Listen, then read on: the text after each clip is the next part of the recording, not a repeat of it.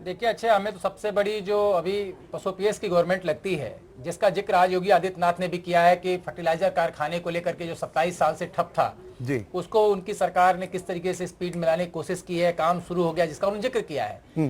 लेकिन मेरी अभी वरिष्ठ अधिकारियों से जो बात हुई है, उनका कहना है कि एनजीटी इसको परमिशन दे ही नहीं सकता है, क्योंकि इन्वायरमेंट क्लियरेंस अगर पुरानी सरकारों के दौरान नहीं मिला है, इस सरकार के दौरान कैसे मिल जाएगा। तो उनका एक विकल्प जरूर सामने आया है कि अगर उनको फर्टिलाइजर कारखाना बनवाना है, तो जहां पे पहले फर्टिलाइजर कारखाना बना था वो शहर का हिस्सा बन चुका है, उस जमीन को उनको बेचना पड़ेगा और कहीं बाहर शिफ्ट करना पड़ेगा फर्टिलाइजर कारखाने को। जी।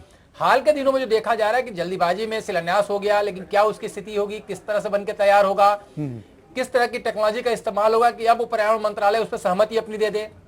एम्स का भी जिक्र आया है, तो एम्स को जिक्र अगर आएगा जब पूर्वांचल को लेकर के, विकास को लेकर के, क्योंकि इसको बार बार ये बात कही गई है कि भारत सरकार इस बात को लेकर संवेदनशील है कि जगह जगह पर हेल्थ फैसिलिटी हम पब्लिक को उपलब्ध कराएंगे। लेकिन आज की परिस्थितियां ऐसी हैं, चाहे वो रायबरेली का एम्स की बात आती हो, चाहे गोरखपुर की बात आती हो।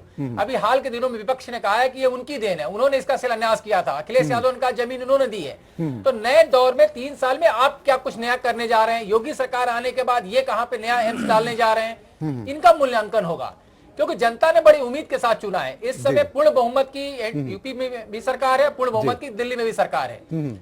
परिस्थितियां सबके सामने हैं, सिर्फ वादे से बात नहीं होगी। नेक नियत सबको दिखाई देता है कि सरकार की नियत ठीक है, लेकिन नियत के साथ साथ योजनाओं का अमल में आना जरूरी है, और उसका सीधा फायदा जब तक जनता को नहीं मिलेगा तब तक ये माना जाएगा कि कम से कम आधा ख्वाब और आधा फसाना बनके पूरी योजनाएं रह जाएंगी।